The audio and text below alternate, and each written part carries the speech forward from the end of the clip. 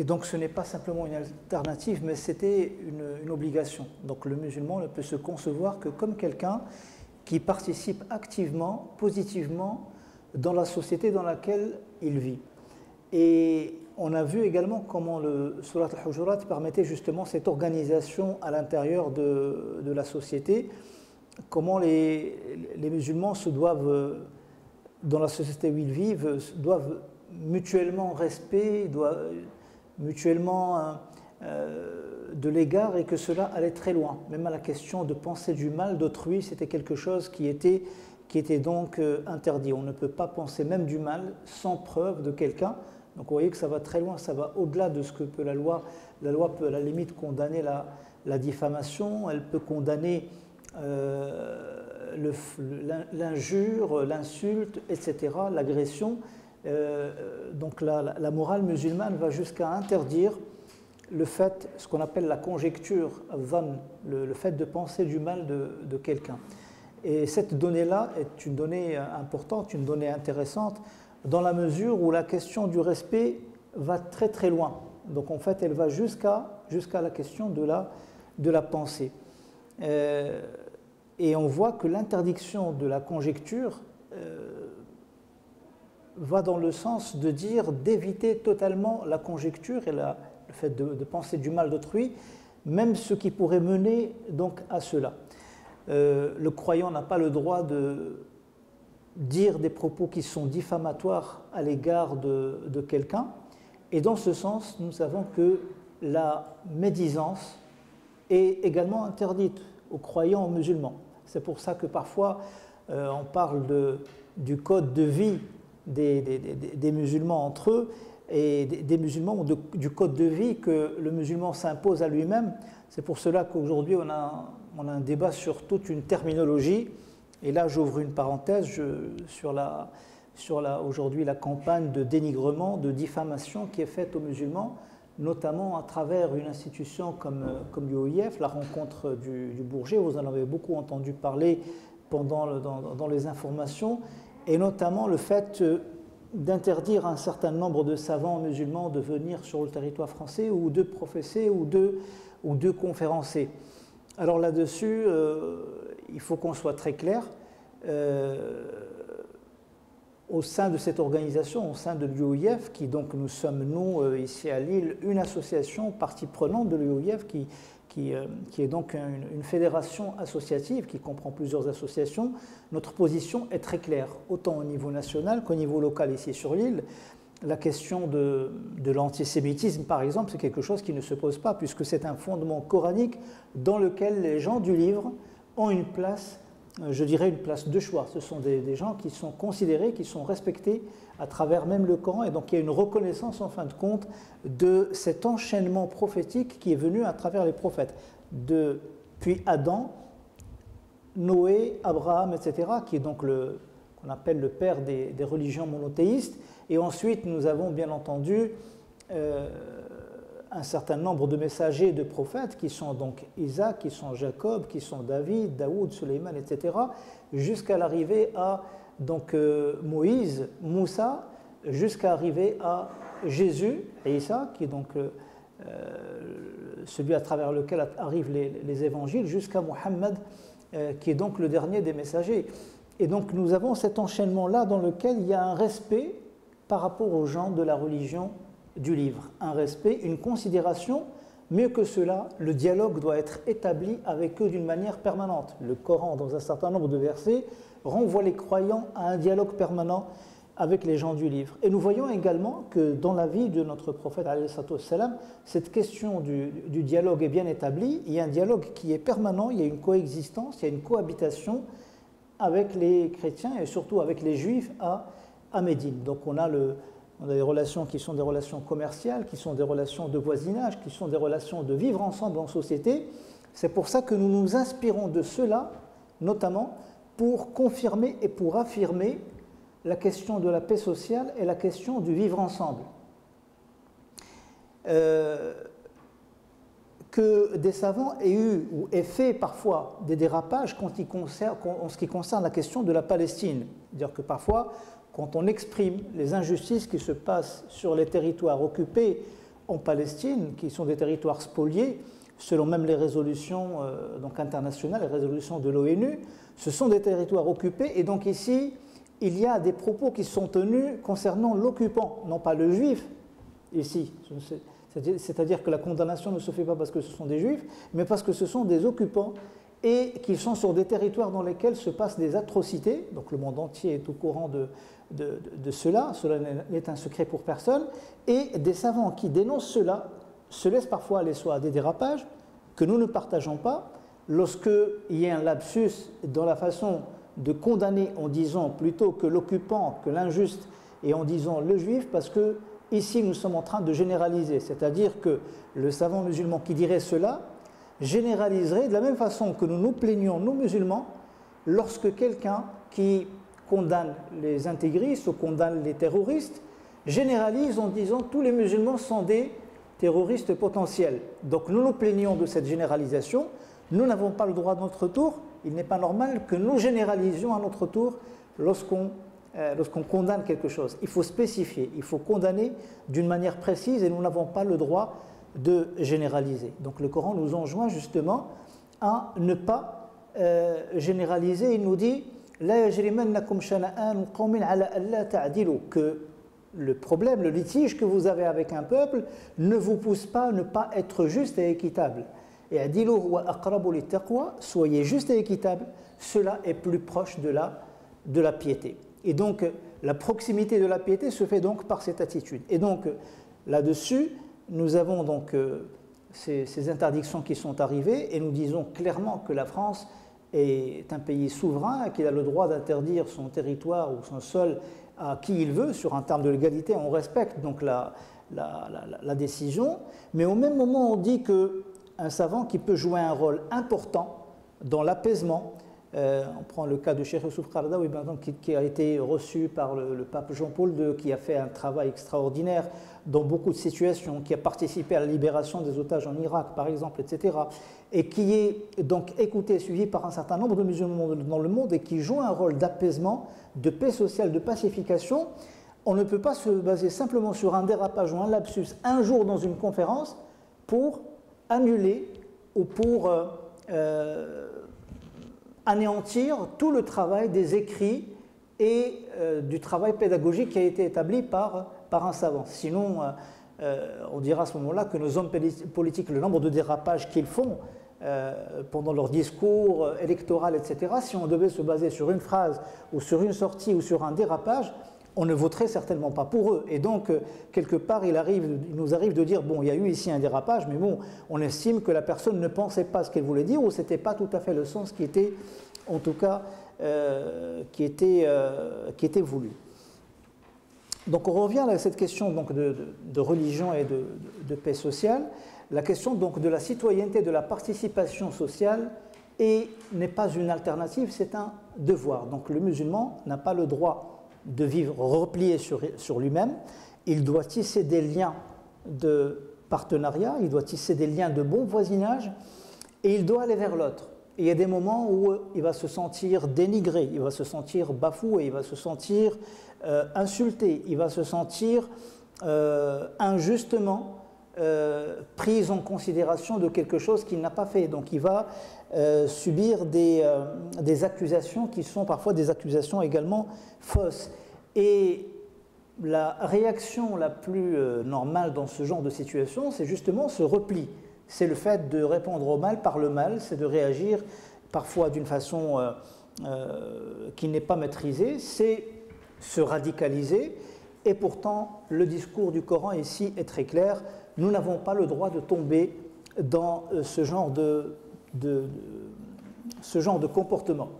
Et il nous dit dans le verset 136 de Surat Ali Imran, donc c'est le 3e chapitre du Coran, il nous dit « Vous serez éprouvés dans vos biens ». Parfois dans la vie, vous serez éprouvés dans vos biens, vous serez éprouvés dans vos propres personnes, et vous entendrez de la part de ceux qui ont reçu le livre avant vous, et des polythéistes, ceux qui ne croient pas, ceux qui sont athées, etc., etc. Vous entendrez quoi? Vous entendrez beaucoup de mal. Et donc il ne dit pas un peu de mal, il ne dit pas quelques propos déplacés, il dit un mal, beaucoup, énormément de mal. Et ici, la réaction, ce serait de dire, oui, mais comme on a reçu du mal, on répond au mal par le mal. On répond à la diffamation par la diffamation.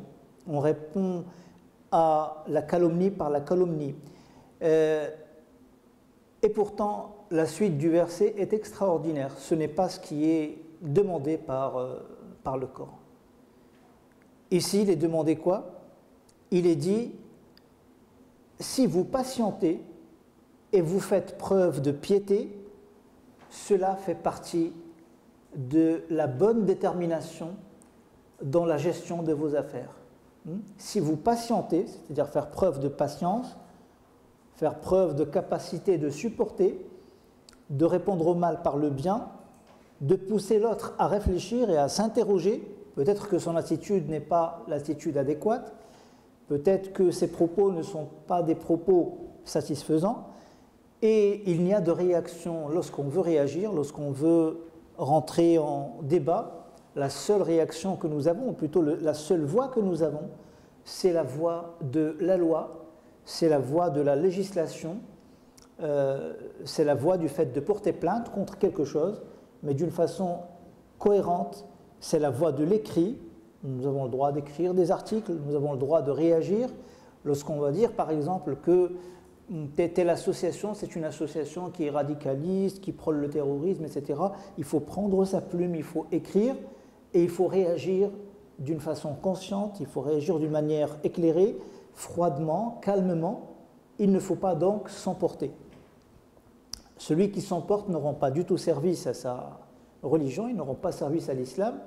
Et d'ailleurs, les gens ne sont pas stupides, les gens sont très intelligents et ils retiennent, lorsque par moments, d'ailleurs on le voit, on voit dans cette affaire un certain nombre de non-musulmans, un certain nombre de nos concitoyens qui ont pris la défense et qui se sont positionnés, qui se sont interrogés sur la manière de gérer un certain nombre de problèmes et qui ont clairement vu la surenchère électorale qui pouvait y avoir autour de quelque chose, autour d'un phénomène, autour d'un certain nombre de dires. Et donc là-dessus, les gens ne sont pas aveugles. Les gens arrivent à voir, les gens arrivent à discerner le vrai du faux. Et c'est là qu'on gagne une partie quelque part. À un moment donné, lorsque on pousse les gens à s'interroger, à se poser les bonnes questions, à subir en fin de compte une injustice et réagir au bien, ou plutôt réagir par le bien lorsqu'on subit du mal, on pousse les gens aussi à se poser des questions et à se dire mais ces gens-là, ce sont des gens qui sont en train de construire, ce sont des gens qui établissent des liens sociaux, ce sont des gens qui tissent des liens, et là-dessus, le discours du croyant doit être un discours clair. Il ne doit pas chercher à gagner juste une situation, une position, avoir raison à un moment donné simplement, mais il doit chercher aussi à gagner le cœur des gens. Et notre œuvre, notre travail, c'est de pouvoir spirituellement gagner l'autre à notre cause en disant simplement la vérité. Quant au fait de calomnier, vous savez, la calomnie ne tient qu'un moment. La vérité finit toujours par éclater lorsqu'on veut se servir d'un événement, lorsqu'on veut saisir une conjoncture, lorsqu'on prend des personnes ou une communauté ou un groupe de personnes, lorsqu'on les prend pour bouc émissaire de quelque chose, cela ne dure qu'un temps, puisque nous croyons à une justice qui est la justice du bon sens, qui est la justice également du temps, et le temps finit toujours par donner raison et par faire valoir et par faire apparaître donc la vérité. Donc l'éducation que nous avons, notre éthique, c'est cette éthique-là, c'est le fait de patienter, c'est le fait de nous préserver.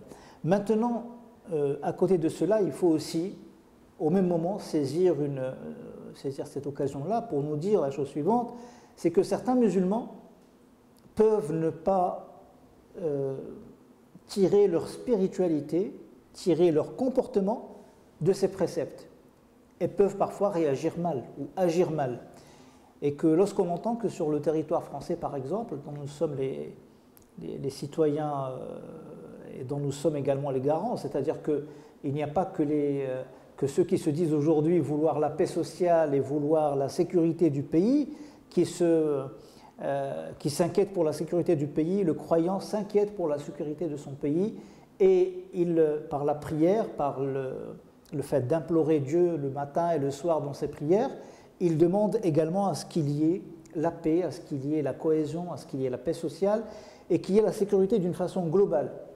Une des invocations d'ailleurs qu'on dit dans nos prières, surtout pendant la prière du vendredi, Allahumma ja'al hadha al-balada aminan wa sa'ira bilad al-muslimin.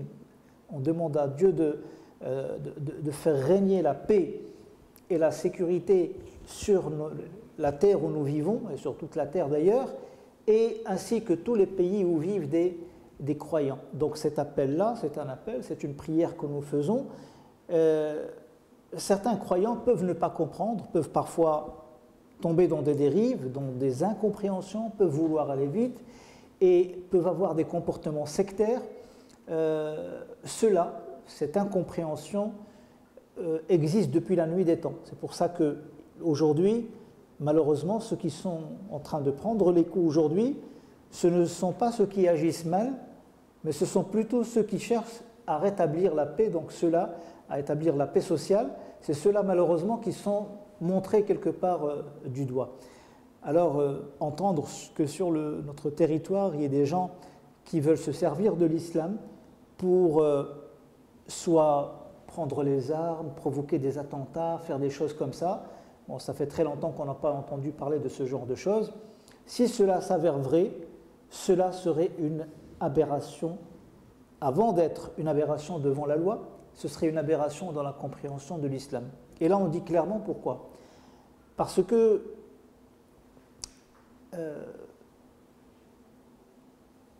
personne n'a le droit d'inquiéter la paix sociale. Et que pendant que les croyants, que les musulmans vivaient avec le prophète à la Mecque, ils ont subi énormément de répression. Ils ont subi énormément de nuisances. À aucun moment, ils n'ont été autorisés de faire quoi que ce soit à l'encontre de la société où ils étaient en train de vivre.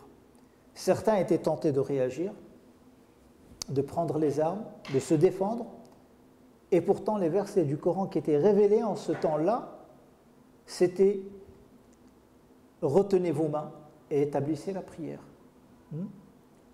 Kufu aydiyakum wa aqimus salat. C'est une phrase qui est dure, c'est une demande qui n'est pas évidente pour quelqu'un qui subit une injustice. C'est-à-dire que le temps vous donnera raison. Et donc à l'intérieur d'une contrée, à l'intérieur d'un pays, on n'a pas le droit de réagir, on n'a pas le droit de prendre les armes. Seule la loi, seule la législation en vigueur, seul l'État a le droit d'établir la loi ou a le droit de faire en sorte que la paix règne, notamment par le moyen des armes. Et donc celui qui n'est pas satisfait de vivre dans le pays où il vit, celui qui estime qu'il ne peut pas supporter des injustices, si injustice il y a dans le pays où il vit, il doit faire quoi? Il doit quitter le pays où il est. Il doit quitter le pays où il se trouve. Et que certains vont dire, oui mais attendez, je suis croyant, ce sont des mécréants, etc., etc., et donc je vais me retourner contre eux. On n'a pas le droit non plus de réagir de cette façon-là, parce que nous sommes sur un territoire, à ce moment-là, pour ceux qui raisonnent comme ça, ils doivent se dire qu'ils sont sur un territoire de pacte. S'ils ne se disent pas, je suis sur un territoire de paix, parce qu'aujourd'hui, certains savants nous disent que le simple fait de pouvoir pratiquer notre religion en toute liberté, de ne pas être inquiété par rapport à nos opinions, nous sommes plus que dans un territoire de paix, nous sommes carrément dans une terre qui peut être considérée comme terre d'islam. Ce n'est pas une terre musulmane, ce n'est pas une terre à dominante musulmane, mais c'est une terre d'islam dans la mesure où le croyant peut pratiquer son islam librement, sans être inquiété de ses opinions. Il a le droit de construire ses mosquées, il a le droit d'y prier, il a le droit de penser, de croire ce qu'il veut, et donc partant de là, rien ne l'inquiète dans sa pratique religieuse. Au minimum, nous sommes pour ceux qui ne veulent pas de cet avis-là, au moins ils sont dans une terre sur laquelle ils sont en pacte. Certains diront, mais moi j'ai aucun pacte. de ceux qui réagissent de cette façon-là, de ceux qui pourraient être tentés d'aller vers le radicalisme et d'aller vers le fait de rentrer en confrontation, mon agressivité, etc., je n'ai aucun pacte. Les savants musulmans disent que le simple fait d'avoir une carte d'identité, un livret de famille, d'aller le chercher, un permis de conduire, etc., tout document où il est écrit République française est un pacte en lui-même, c'est-à-dire d'aller le chercher, le fait de le signer, on vous demande bien de le signer quand vous prenez un document, cela en soi, c'est un pacte. C'est-à-dire vous reconnaissez le document que vous recevez et de par le fait de le recevoir, vous rentrez en pacte avec le lieu où vous êtes. Et donc vous déclarez que vous reconnaissez les lois en vigueur et l'état de droit dans lequel vous êtes en train de vivre et lequel nous sommes en train de vivre. Et donc nous n'avons pas le droit de rompre le pacte. Il nous est demandé en tant que musulmans, et de par des versets coraniques qui sont très clairs, ici on ne cite même pas les hadiths, de respecter le pacte. Et ça va très loin le respect du pacte. Après le pacte de l'Hudaybiyah par exemple, il était stipulé dans le pacte que si des musulmans convertis rejoignaient le camp des musulmans à Médine, ils devaient être restitués aux non-musulmans. Et les musulmans ont appliqué cette résolution. Pourtant, elle paraît bizarre, un musulman qui se convertit, qui vient se réfugier à Médine, on le prenait et on le rendait aux non-musulmans. Et l'une des clauses du pacte qui avait été établie n'était pas dans la réciprocité. C'est-à-dire si un musulman qui s'était converti renonçait à sa religion et rejoignait le camp des non-musulmans, les non-musulmans ne le remettent pas aux musulmans. Vous voyez ? Et donc ce pacte a été respecté scrupuleusement par les croyants et par le prophète au temps du début de l'islam. Donc il faut bien étudier en fin de compte l'islam. L'islam, c'est simplement dire voilà, je laisse pousser une barbe, je m'accoutre d'une certaine façon, j'ai un mode vestimentaire, etc. Et puis eux, c'est les mécréants, je suis le croyant, eux, c'est les non-musulmans, je suis le musulman, on est les meilleurs, ils vont en enfer, je vais au paradis, et puis hop, et donc ça se permettre d'avoir un certain comportement. C'est pas ça l'islam. L'islam, c'est d'intérioriser la profondeur de la compréhension des versets du Coran et de les porter dans son comportement. C'est la compréhension des étapes à travers lesquelles il y a eu un cheminement de la pensée musulmane et également du comportement musulman. On dit que l'islam est un système global et qui comprend aussi l'aspect politique ou l'aspect réglementaire, etc. Nous avons également ce devoir. Maintenant, sur la compréhension de nos concitoyens, parce que la paix sociale n'est pas évidente à tenir, et aujourd'hui, vous avez deux types de personnes. Vous avez nos concitoyens qui ne connaissent pas l'islam, qui ne le comprennent pas, qui le comprennent à travers certains médias, qui stigmatisent parfois les musulmans. Ça, c'est une nuisance également. On vient d'en parler, c'est une façon de nous nuire. Déformer l'islam et le présenter dans certaines émissions d'une certaine manière, et estimer que voilà comment les musulmans comprennent l'islam, alors que c'est une minorité parfois de minorités. Ce n'est pas rendre service, aux spectateurs, et ce n'est pas dire la vérité. Et on se sert de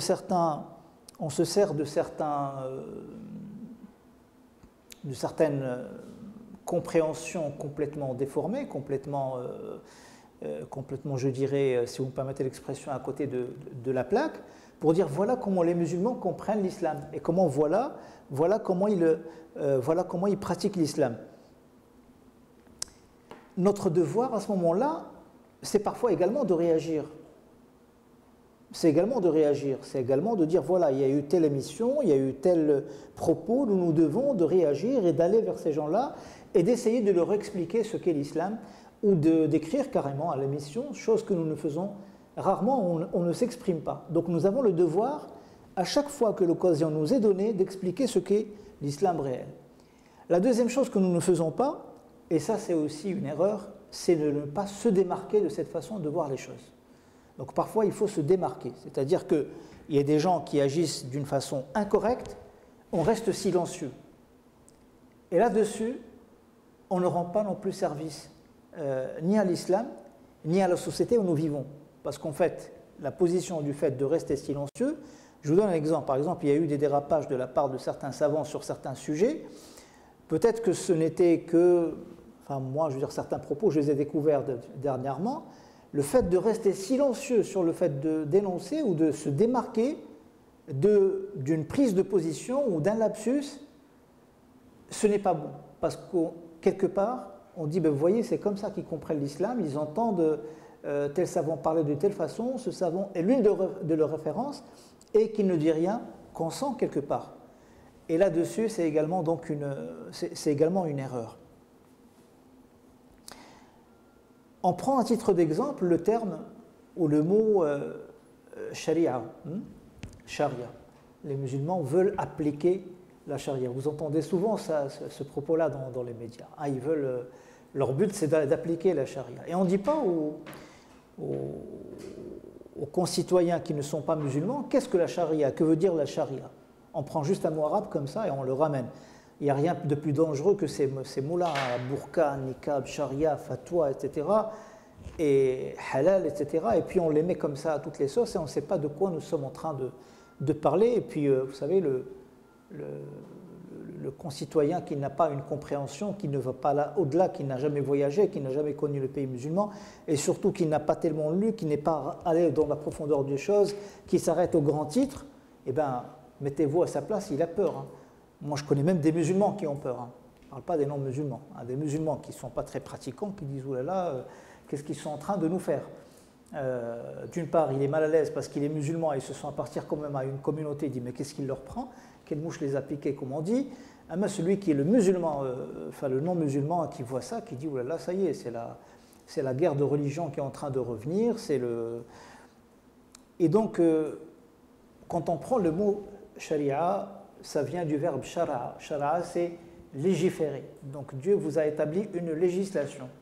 Dans cette législation, il y a un code de comportement, il y a un code moral, il y a un code légal, il y a un code d'héritage, il y a un code personnel, il y a tellement de choses, mais en fait, il y a des choses qui ne s'appliquent que dans un pays où majoritairement les musulmans ont fait le choix de se référer à ce qu'on appelle la législation musulmane. Je ne vais pas l'appeler, moi, sharia. Ensuite, il y a la législation des minorités. Le fait de faire le ramadan, vous vous référez à une charia. Le fait d'aller au pèlerinage, vous vous référez également à une charia. Le fait de respecter l'autre, il y a un code moral qui rentre dans cette législation que Dieu établit, qui vous dit ne pas mentir, ne pas voler, ne pas prendre ce qui ne vous appartient pas, rendre ce qu'on vous a confié, ne pas tricher, etc. Et tout cela rentre dans cette législation. C'est-à-dire que, bon, je ne sais pas s'il y a des lois qui interdisent le mensonge, pas à ma connaissance, mais en tout cas, il est clair que l'islam interdit le mensonge. Il n'y a pas de loi qui interdise la médisance, sauf s'il y a injure ou il y a diffamation publiquement reconnue, etc. Mais l'islam interdit la médisance. Il n'y a pas je dirais, de loi qui... une fois j'ai dit ça à un journaliste, il n'y a pas de loi qui vous oblige à dire bonjour à votre voisin, parce qu'on était sur le fait de rien n'est au-dessus de la loi, et j'étais en train de lui dire il y a la norme qui est au-dessus quelque part de la loi. Les gens, quand ils se disent bonjour le matin, ils ne voient pas le code pénal, est-ce qu'on doit dire bonjour ou pas? Donc il y a certaines choses qui passent au-dessus de la loi. Les gens ne reviennent pas à la loi pour avoir adopté un comportement au quotidien.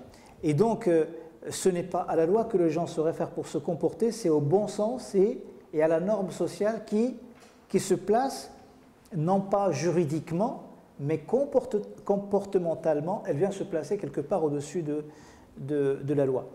Et donc cette charia, c'est la législation des minorités, elle s'applique aux musulmans de France. Quant à la législation dans sa globalité, qui viendrait à toucher à l'ensemble d'une communauté qui serait celle d'un pays musulman, elle ne s'applique pas du tout aux musulmans de France, et ils ne sont pas censés ni obligé, ni censé, ni leur est demandé de l'appliquer. Et bien sûr, c'est la loi française ici qui s'applique. La preuve, je vous donne un simple exemple, ça fait des années, on n'a pas entendu qu'il y ait cette crise-là autour des savants, etc., que des gens viennent nous dire, oui, mais je veux me marier, je veux faire un mariage musulman. Et on a toujours interdit cette idée de mariage musulman qui ne serait pas, on dit le seul mariage musulman que nous connaissons, c'est un mariage qui se passe à la mairie. On peut faire une prière de bénédiction ou un mariage musulman avec une lecture de Fatiha ou toutes les sourates que vous voulez, une fois que le mariage à la mairie a été établi. Et donc on a mis en garde à chaque fois, alors que on n'avait pas encore bien parlé de la loi qui interdit, etc. Parce que le but, le bon sens ici, c'était de préserver notamment les droits de la femme, ceux de l'homme également, et les droits également des enfants. Et donc le seul droit, la seule loi qui peut préserver, qui peut permettre à une femme d'être protégée, ça reste le cadre du mariage. Quant à une autre vision des choses, ce serait une vision qui ne protège pas donc la femme, puisque personne n'est engagé légalement vis-à-vis de personne. Et donc, alors que d'autres disaient non, mais attendez, l'islam nous permet de nous marier, il suffit qu'il y ait 2 témoins, etc., etc. Et donc les savants musulmans étaient très clairs, puisque seule une autorité d'un pays peut établir la question du mariage. On ne peut pas établir la notion de mariage que si on est devant une autorité civile. Et le fait de décliner cela, c'est chercher à vivre à côté vivre à côté de la société. Et donc notre position, c'était tout ça pour vous dire que parfois, bon, il faut réagir d'une certaine manière. Il ne faut pas rester de marbre devant ce genre de propos. Et que par rapport à nous aujourd'hui, la question de la citoyenneté et de la participation citoyenne, la question du débat social, la question de la paix sociale, mais aussi la question de notre implication dans les associations, toutes les associations, pas forcément des associations de type musulman, islamique, etc.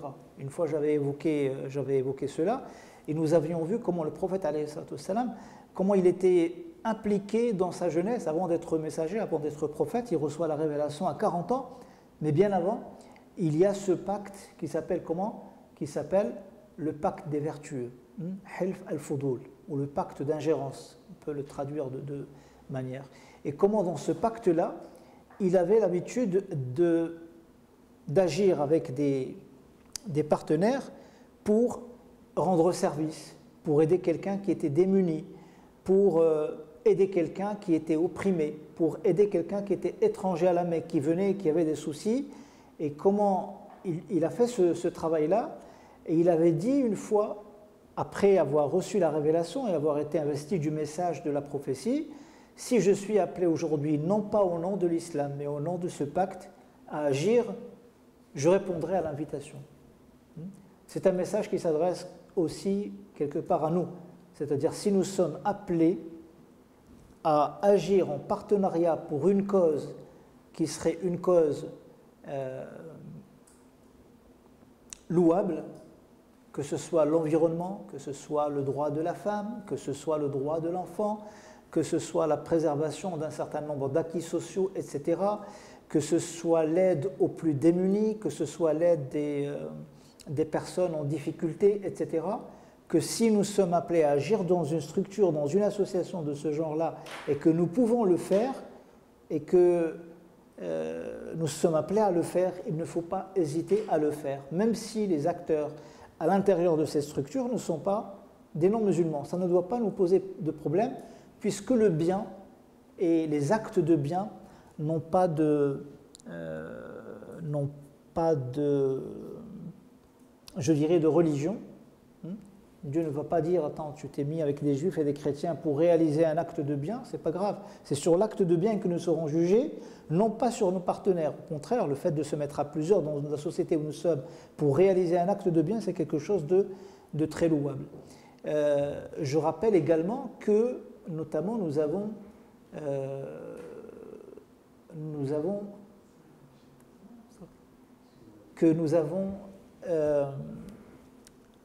la personne du messager de Dieu qui va mourir, et lorsqu'il va mourir, il va laisser un objet qui est son bouclier personnel, gagé chez un juif, concitoyen de confession juive. Et donc les compagnons voudront le récupérer, ils devront contacter le juif. Et donc en fait, ça veut dire que le prophète avait besoin d'argent, il ne voulait pas vendre son bouclier, il va donc le gager, il va le donner à un juif, apparemment un commerçant, qui lui donnera de l'argent et qui gardera le bouclier. Je vous dirais que si le messager de Dieu avait demandé de l'argent à prêter à n'importe quel autre croyant musulman, il l'aurait peut-être fait. Et que s'il est parti voir un juif, ça veut dire qu'il avait des relations commerciales, des échanges permanents avec ces gens-là. Et pourtant, vous me direz, il y a eu des moments de conflit avec les juifs pendant la vie du prophète alayhi salatu wassalam. Est-ce que cela l'a amené à couper toute relation avec les juifs? Non, puisqu'à sa mort, son bouclier était gagé. C'est-à-dire qu'il nous lance un message, même s'il y a des moments où il y a eu des moments de conflit, la vie citoyenne ne s'arrête pas. L'échange ne s'arrête pas. Le vivre ensemble ne doit pas s'arrêter. Et on continue à avoir des relations. Et on ne peut pas dire, voilà, on ne va commercer qu'entre musulmans. On aura d'échanges qu'entre musulmans. On aura d'amis et on aura de rencontres qu'entre musulmans. Il est en train de nous lancer un message, de nous envoyer un message, de nous laisser un message afin qu'on s'inspire de ce message pour dire, oui, je préserve mon identité, j'ai mes spécificités, mais mes concitoyens sont d'origines différentes, sont de religions différentes, sont de convictions différentes, et ça ne doit pas nous empêcher d'aller les uns vers les autres, de nous rencontrer et de pouvoir construire des choses également ensemble. C'est le message fort qui est le message donc de l'islam. Et qu'on ne peut aller vers les autres communautés que si nous ne répondons pas d'abord à l'appel qui est celui d'une construction cohérente et correcte de la communauté, même si bon, on prend ce terme avec des pincettes, la communauté des croyants. Et ici, justement, dans Surat Al-Hujurat, la série d'appels qui est faite aux croyants, c'est de vivre d'une façon cohérente déjà entre eux. Nous avons vu comment on évite d'abord le conflit, et que s'il y a conflit même entre des croyants, nous devons régler ce conflit. On ne doit pas le laisser, non, on ne doit pas laisser un conflit perdurer. Si deux communautés de croyants se battent entre elles, on doit rétablir la paix, on doit rétablir l'ordre. En parlant justement de cette question de paix, de la religion et de la paix sociale, donc Dieu va dire dans le Coran également à son messager, même lorsque les croyants sont en conflit, il lui dit وَإِنْ جَنَحُوا لِلسَّلْمِ فَاجْنَحْ لَهَا. S'ils appellent vers la paix, alors appelle également vers la paix. Et établit donc le pacte de paix en tout moment où l'occasion se présente. Et donc la paix se base également sur la justice, elle se base sur l'équité. Elle ne doit pas se baser sur un double poids et double mesure. On dirait, mais aujourd'hui, dans la société où nous vivons, cette question de double poids, double mesure se pose dans le traitement d'un certain nombre de sujets d'actualité. Et encore une fois, c'est les croyants qui payent parfois les pots cassés. Ce sont les musulmans qui payent les pots cassés. Et qu'on ne traite pas les communautés de la même manière. On n'agit pas avec les communautés de la même manière. Et qu'en tant que croyant, en tant que musulman parfois, on peut se sentir blessé par une attitude, par ce qu'on appelle la stigmatisation. Et la réponse ou la réaction qui nous est donnée ici, ou l'orientation qui nous est donnée ici, c'est une orientation dans laquelle Allah subhanahu wa ta'ala va nous demander donc de la patience. Et quand on parle de patience, c'est une valeur, c'est une donnée qui a besoin de temps pour être intériorisée. On ne devient pas patient du jour au lendemain. La patience, c'est une donnée qui se cultive, c'est un sentiment qui va se cultiver. On ne peut pas venir du jour au lendemain et dire voilà, je deviens patient, je vais devenir patient. Pour devenir patient, il faut passer par des épreuves, et à chaque fois qu'on passe par une épreuve, il faut réagir d'une certaine manière. Et chaque épreuve qu'on passe, c'est comme quelqu'un qui est en train d'évoluer, de progresser dans la vie, de passer des examens, d'avancer dans ses études. chaque fois, il va passer un examen dans sa vie. Et à chaque examen, il aura des difficultés. Alors il va surmonter ces difficultés et il va sortir avec une note, il va tirer des enseignements, etc. Et donc le but pour lui, c'est d'évoluer, c'est de réussir à la fin. Mais quand il réussit, il a l'impression d'avoir terminé, mais il doit affronter une autre étape de sa vie, d'autres examens, etc., etc. L'année qui va suivre, un autre examen va se mettre en place et il a l'impression qu'il est encore plus difficile que le premier. Et donc c'est ça, donc la vie est faite d'un certain nombre d'examens.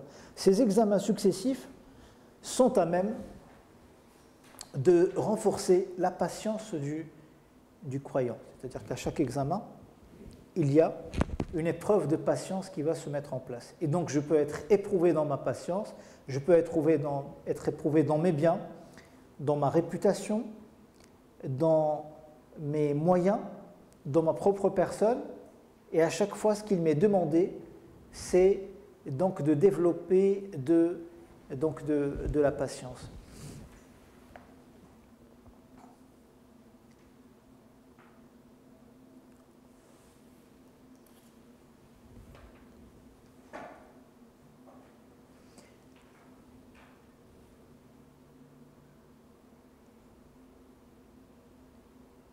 Là, le verset qui suit, ou l'un des versets qui sont incorporés dans Surat Al-Hujurat, c'est le verset 6 dans lequel Allah subhanahu wa ta'ala nous dit « Ô vous les croyants, si quelqu'un de pervers, qui n'a pas de bonnes mœurs, qui n'a pas un bon comportement, donc ici il est cité le mot pervers, vous ramène une information, alors vous avez le devoir de vérifier l'information. » Je dis cela parce qu'aujourd'hui nous sommes dans une période où beaucoup d'informations circulent. Alors comment on réagit par rapport à l'information? On n'a pas le droit de prendre une information et de la faire circuler et de la faire véhiculer sans l'avoir vérifiée. On avait vu comment l'information qui circule peut nuire à une personne.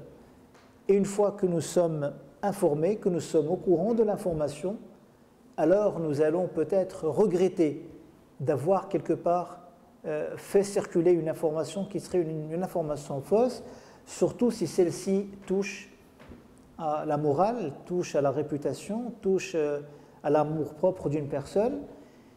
Et plus tard, nous aurons une information qui vient démentir la première, et la vérité apparaît, comme on dit. Donc, nous devons